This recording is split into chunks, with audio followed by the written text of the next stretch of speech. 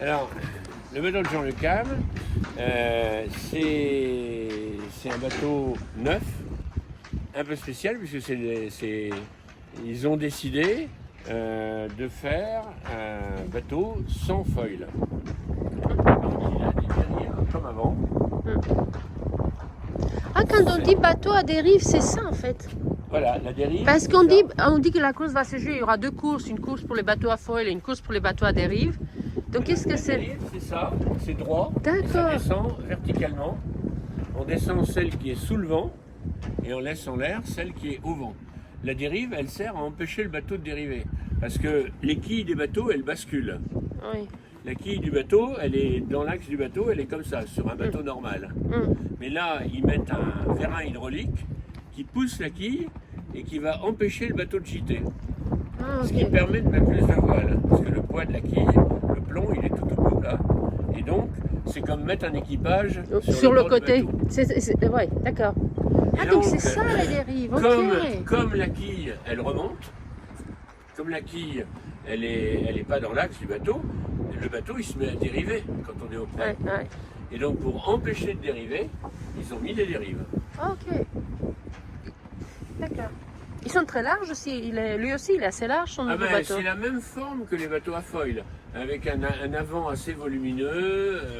Ouais. Et ils n'ont pas le droit de faire un avant plus volumineux que ça. Ils sont à la limite des volumes avant. Ils essayent tous de tricher un peu pour avoir justement du volume à l'avant. Et d'ailleurs, si on regarde certains bateaux, on verra que l'avant sort complètement de l'eau sur plus d'1 mètre. Et certains, au contraire, sont plus trapus.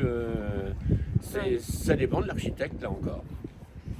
Et donc, Jean, il a choisi de garder l'arrière transparent, de voir la mer de l'arrière. Donc on voit, et il a mis des panneaux solaires même sur son mât. Vous voyez les panneaux solaires sur le mât? Ouais.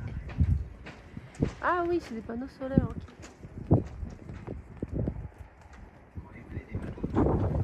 Wow.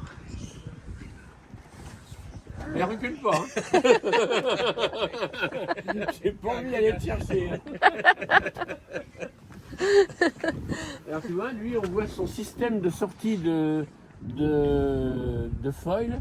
Lui, le système, il sort un peu à l'extérieur. Alors le foil est très fin. Hein. C'est comme une aile. C'est comme une aile d'avion. Tu vois, regarde, ça a exactement, il faudrait que tu le prennes depuis là, ça a exactement la forme d'une aile d'avion. Oui, c'est vrai. Ouais. De façon à avoir la meilleure pénétration possible dans l'eau et de façon à soulever le bateau. En réalité, c'est à ça que ça sert. Quand on est dans une bagnole et qu'on met sa main comme ça, à la fenêtre, et ben, tout de suite, la main, elle monte. Ben, le principe du foil, c'est la même chose. Évidemment, ça marche. Waouh! Ça marche que si le bateau avance vite. Si le bateau avance pas vite, c'est là où le bateau Armor Luxe, c'est là où il est plus fort. Parce que le foil, quand il y a du petit temps, le foil c'est un frein. Et le bateau marche moins vite. Ce bateau-là va marcher plus vite par petit temps que celui-là. Ok. Et c'est pour ça que dans les phases de transition, quand il n'y a pas beaucoup de vent et tout, c'est un avantage d'avoir un bateau qui n'a pas de foil. Parce que le bateau qui a des foils, ben ça traîne dans l'eau. Oh. Toi, si tu devais, c'est encore une question de blonde parce que pendant qu'on marche, il faut occuper l'image. Si tu devais partir sur un Vendée Globe, là, toi qui étais à la pointe de la technologie aussi, il y a 30 ans, tu aurais pris un dérive ou un foil? Ah non, moi j'aurais pris le bateau de Charlie Dalin. Tu aurais pris le bateau de Charlie Dalin? Qu'est-ce que tu as perdu le micro? Mais je sais pas, il est tombé. Ah. Tant qu'il n'est pas tombé dans l'eau. Il a été mal mis par l'hôtesse. Par l'hôtesse, ouais, c'est ça, l'hôtesse pas réveillée. Écoute, ce n'est pas le rhum hier soir, j'ai monté toute la nuit la vidéo des caporneurs, des caporniers. Donc c'est ça. Voilà, encore un bateau spécial.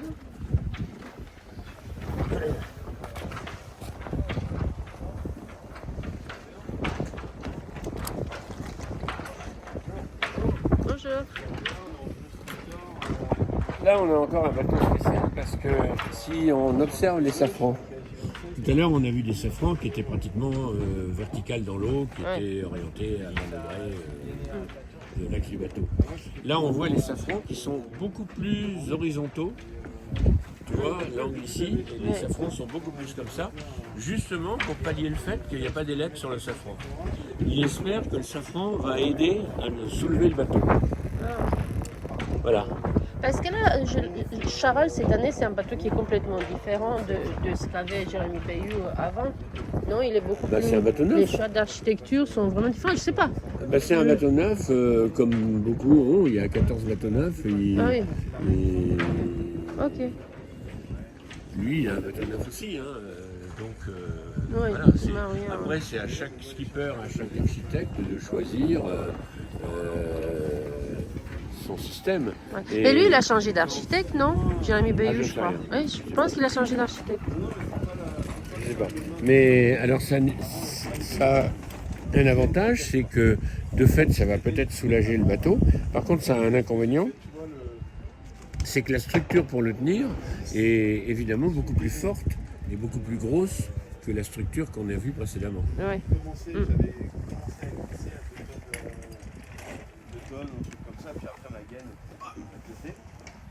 Attends, parce que j'ai une jolie image. Pardon, j'arrive. Non, dans le cagie.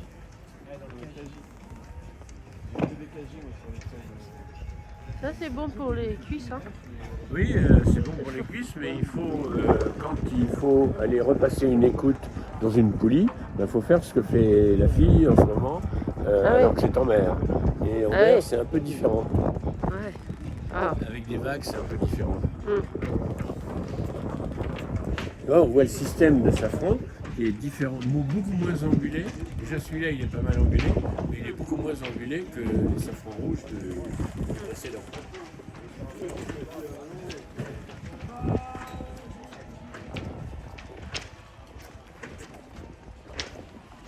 Là encore, on voit le système de... C'est encore un autre système d'élan. Et alors, si on regarde... Oui, c'est un poisson. Si on regarde ce safran-là, il est complètement différent. La forme du safran est complètement différente de ce safran-là. Ouais, du foil. Pardon. Merci d'avoir établi. En fait, je sais que tu voulais juste me tester pour voir si si j'ai progressé. Tu sais que tu as commencé à me donner des cours il y a 6 ans. Maintenant, j'avance, hein, mine de rien. Regarde, j'ai 3000 abonnés ce matin. Même les autres suivent maintenant les bêtises que je raconte. J'avais mis un pied sur un bateau et je ne connaissais rien à la voile. Avant que je suive Jean-Luc Vandenette dans son dernier tour du monde, il y a 6 ans. Il a gagné, évidemment.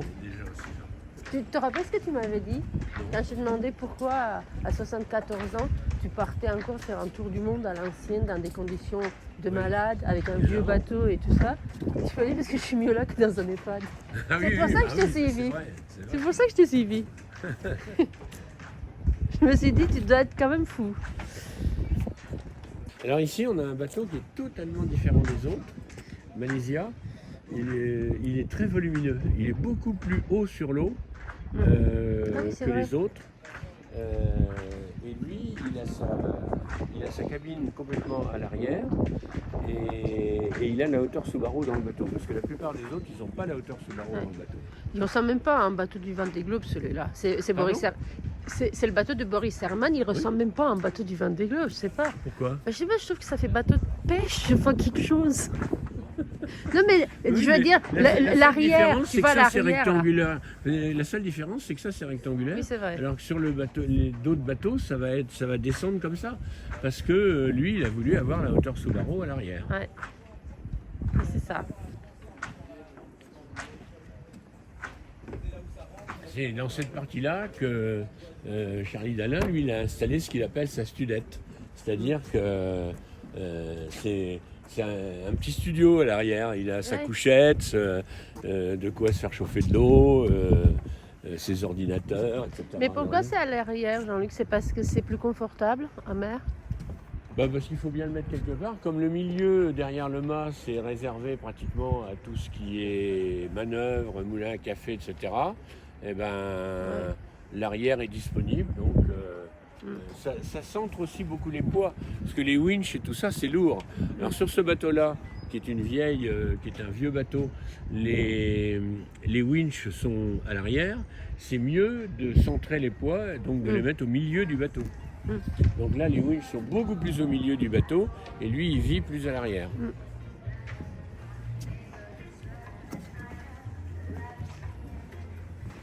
On va voir le bateau. Ah, avant, parce que là, ça y est, la musique commence. Les pontons vont se remplir. On n'a plus de pontons On a 20 privés. minutes. Ouais, ben, ils ont mis la musique déjà. Alors, ils ont aussi, il faut regarder la forme de ces bateaux-là. Pour des raisons structurelles, un truc plat est beaucoup moins rigide. Un truc plat comme le blanc, là, le New Europe, Ouais. c'est beaucoup moins rigide que de faire Ouais, un bateau courbé un peu. Ouais. un pont qui est une espèce de poutre, Ouais. c'est-à-dire qui assure la rigidité du bateau. On peut pas faire du sextant là-dessus. Ah, tiens, Ça va? tiens, le bon Ah capitaine bon des violettes d'orange. Merde. Et je prends des cours de vol, Damien, avec Jean-Luc Ah bah Letellet. oui. Faut qu'il m'explique ces bateaux parce que ça ressemble même plus à des bateaux pour des filles comme moi. Ah oui, c'est vrai que ça commence à changer. Hein. C'est un problème de dimension quand même. Hein. Tiens, tant que je te tiens. Par contre, elle dit que ça c'est un bateau de pêche. Non mais je trouve, Celui-là, écoute, c'est vrai qu'il a une allure Elysia. surprenante. Oui. Et n'empêche qu'il est, Parce qu'il est rapide. il est rapide, il est costaud parce que celui-ci quand même c'est un des rares bateaux qui a fait toutes tes courses sans casser, sans abîmer. Ah et oui, en plus, celui-là là. avec vraiment une bonne vitesse. Quoi. un potentiel important. Ouais. Non. Mais c'est vrai qu'il est haut sur l'eau, il a une forme un peu bizarre. Et l'arrière, on pourrait penser un petit peu à un bateau de pêche. Ah, bah merci, C'est pas faux. merci Damien. Est-ce que ça fait quoi? Puisque c'est la première fois que j'ai un équipier là sous les yeux. Donc toi tu es co-skipper, boat captain du bateau de Violette d'Orange. Oui. Ça veut dire quoi co-skipper? Co-skipper, ça veut dire que je suis skipper. Alors j'ai fait les courses en double avec Violette, donc en tant que co-skipper. Et en parallèle, je suis son skipper. coach, Coach. On aussi. peut dire ça aussi. Sauf que bon, elle a vite appris. Hein. Ça y est, elle a plus besoin de moi. Et sinon, je suis son skipper remplaçant pour le Vendée Globe également. D'accord. Donc, C'est-à-dire si elle a une crise cardiaque demain, bah, c'est lui qui part. Là, C'est t'es ça. prêt à partir là on part du Elle- principe elle a- que la probabilité est ultra faible. hein. Eh, les gars, elle a moins de chances de faire une crise cardiaque que nous, hein, vu son âge. J'ai eu je faisais un truc pour une société là hier qui me disait, donc j'explique Violette d'Orange, tout ça, l'optimiste, enfin bref, et je donne l'âge, et une dame dit « Ah mais moi, alors, je la laisserai pas partir moi, hein. À son âge, à 23 ans, je Eh laisserai ben pas tu sais quoi? Moi non plus. Ma fille a 21, je Ouais, ne bah, les sais gens ils pas. sont majeurs, hein, ils font ce qu'ils veulent. Ouais. Ah, bah, elle est largement assez Bah, mûre, elle est évidemment. largement assez préparée Évidemment. pour partir. et, Évidemment. tout est en ordre, il n'y a aucun problème. Bah, on sait, on a hâte de Alors. la voir. Oui. Ciao, à Merci bientôt. Damien, salut. Là, tu as un gréement typiquement différent, puisque tu vois, ça c'est les mâts beaucoup plus fins, avec 3 étages de barre de flèche. Ah oui. Alors je ne sais pas si tu es au courant qui est sur ce bateau. Non, je me rappelle plus. ils sont Alors tellement ce nombreux. bateau-là, c'est Guirec Soudé. Guirec Soudé, il a une particularité. Ah, allez. Il n'a jamais fait de Vendée Globe. Ouais. Ça, c'est le lot de certains ici qui n'ont jamais fait de Vendée Globe, bien sûr, il faut bien commencer. Mais lui, il a fait un tour du monde, déjà. Ouais, puis, ouais, je Et crois il qu'il est a fait un aventurier. tour du monde avec une poule. Oui, c'est ça. Elle est morte, apparemment. Oui, à la fin, elle est morte. Mais la durée de vie d'une poule est inférieure à la durée de vie de l'homme. Ouais. Mais il a fait un tour du monde avec une poule et il est célèbre pour avoir publié beaucoup de choses avec sa poule. Et il y a beaucoup de gens qui le suivaient à cause de sa poule, justement. D'accord. Bon, bah écoute, je vais essayer. La semaine prochaine, je vais essayer de faire des interviews de skipper.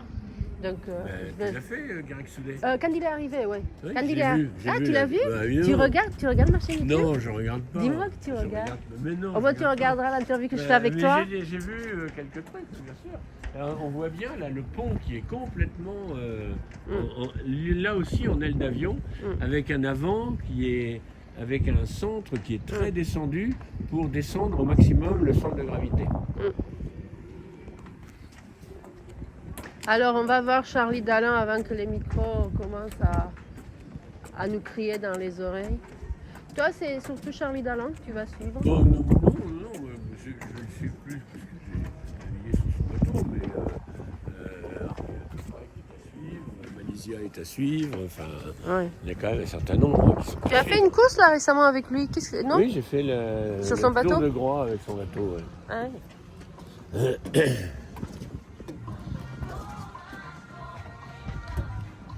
Oh là là.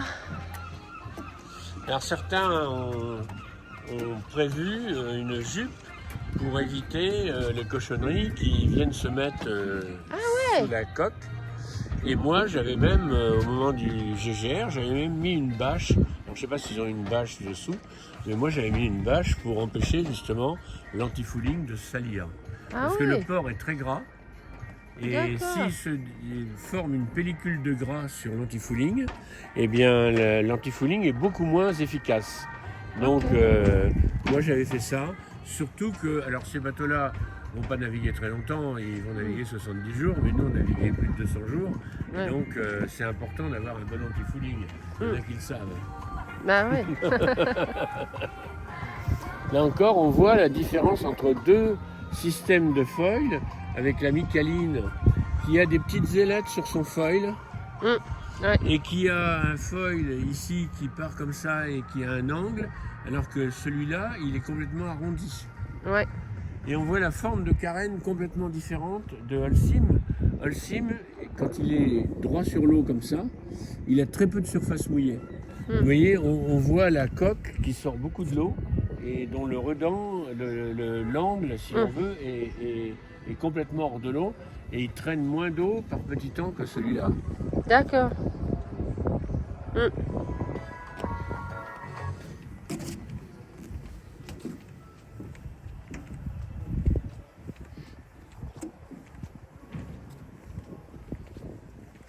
Alors Holcim, lui, il a une particularité, c'est que lui, il a un moulin à café de chaque côté.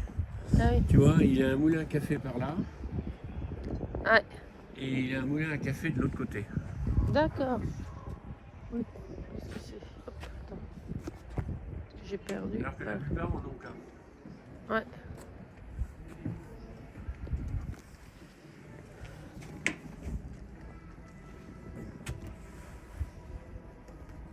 Alors Éric Bellion, c'est la même coque que le bateau de Jean Le Cam. Ah oui. Donc ils ont fait deux bateaux dans le même moule et avec la même décision de ne pas faire de foil, de faire des dérives. Ouais. Non mais moi tu sais que je vais vraiment suivre. Moi je vais faire deux courses dans la course dans ce Vendée Globe. Je suivrai d'un côté le groupe des foils et d'un côté le groupe de dérive. Non? Non, pas toi. Non, pas moi, parce que c'est un choix. Moi, je suivrai les bateaux en fonction des années. C'est-à-dire Ah oui. que un bateau de 2022, il a beaucoup plus de chances qu'un bateau de 2007. Il arrivera devant. Un bateau de 2006, mais il n'y en a pas, si, il y a des bateaux de 2007 encore? 2005. Ah, Le c'est plus vrai? vieux est 2005. C'est qui le plus vieux?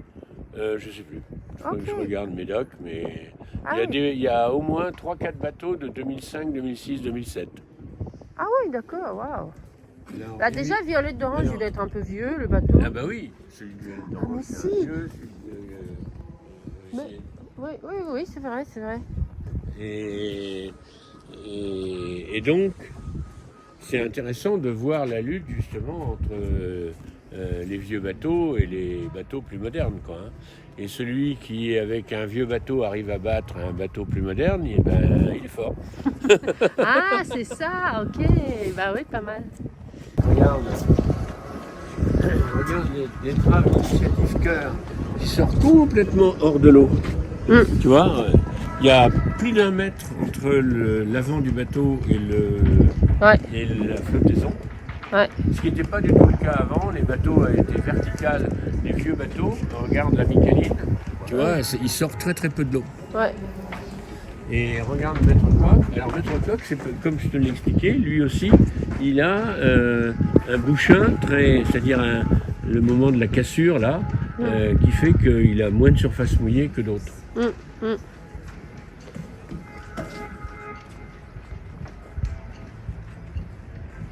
Quand tu dis le moyen de la cassure, tu parles du fol ou tu parles de la coque?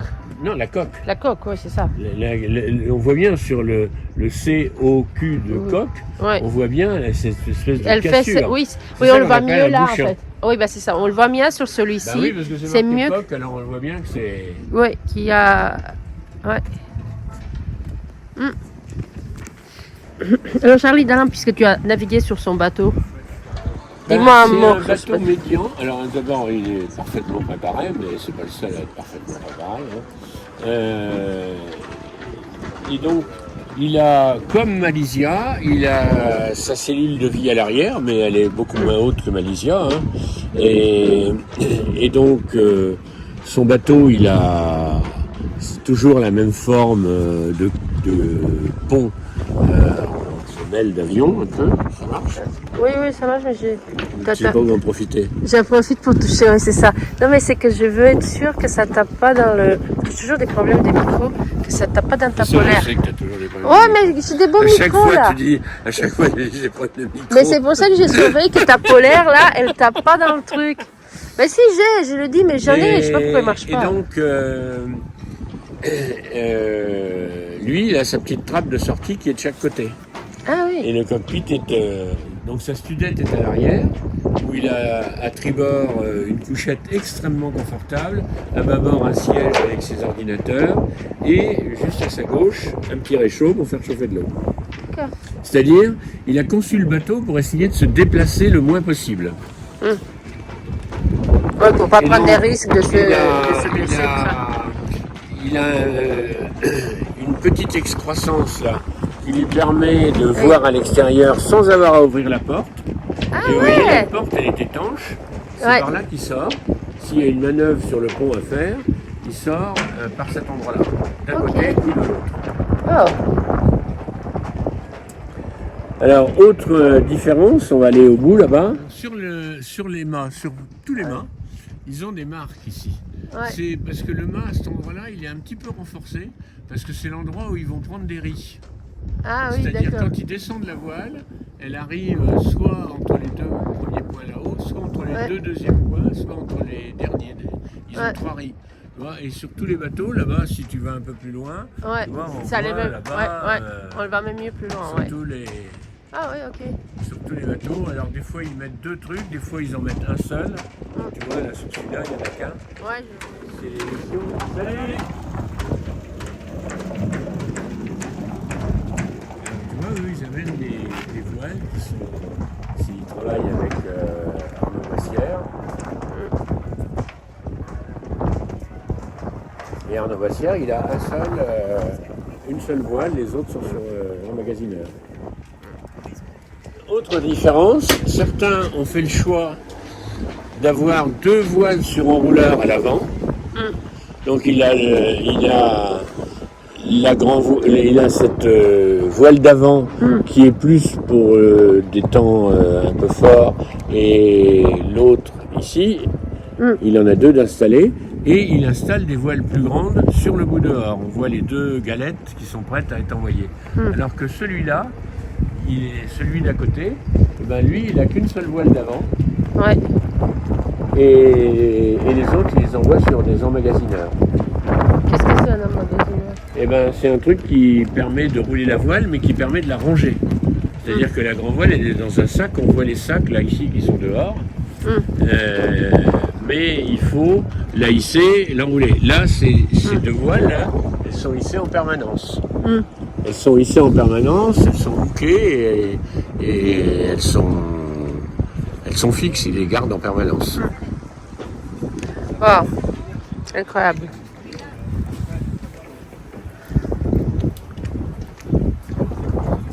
Merci infiniment Jean-Luc Vadonnet, c'était juste fou, waouh, d'avoir ces explications-là. Je te l'ai dit pour moi, mais je te le dis au nom de tous ceux qui nous suivent et qui vont le suivre et qui vont apprendre grâce à toi à comment regarder ces bateaux pendant le Vendée Globe. Je sais pas si tu te souviens de moi. Mais évidemment, je me souviens de toi, je te vois. Je dis, mais je la connaissais de bruit. Vous seriez pas à la télé de temps en temps, vous? Ça va bien? Bonjour. Ça va, Jean-Luc? Bah, Je me souviens, là, t'habites en face. Salut, Oui, Gaël. c'est ça. Oui, je suis le local de l'étape, Ouais, c'est ça, il me j'habite semblait, à la ouais. chambre là-bas. Tu es en forme? Ah bah oui, je suis en forme, écoute, j'essaie de me maintenir. Hein. le grand âge. On est toujours présent sur les pontons. Bah oui, on essaye d'expliquer. Il a les toujours ses groupies qui le suivent, Bah, qui je le vois suivent, ça, qui il y a le deux groupies en plus. Hein. Les bateaux, les gens, quand ils savent pas, ils ont l'impression qu'ils sont tous pareils. Alors, quand on explique, on n'a pas le même œil sur les bateaux. Et vous, pourquoi vous êtes là? Moi, je vais animer le 6e numéro d'Expérience Vendée, ici sur le plateau, là, à la télé, avec des invités. Il y a un jeune skipper qui a fait sa première édition il y a 4 ans. Benjamin Dutreux, qui est du coin, qui est régional de l'étape, même s'il est né dans le Nord et qu'il a passé beaucoup de temps à l'Île-Dieu, mais maintenant il est par ici. Et on va être avec lui, on va parler des marais bretons. On va mettre en avant au fil de l'eau les atouts touristiques de ces marais notamment. C'est à quelle heure? C'est à 11h en direct ah ouais, bah faut qu'on se Vendée déplace. Live. Bah oui, on va y aller. Merci. Non, merci. Allez, à plus tard.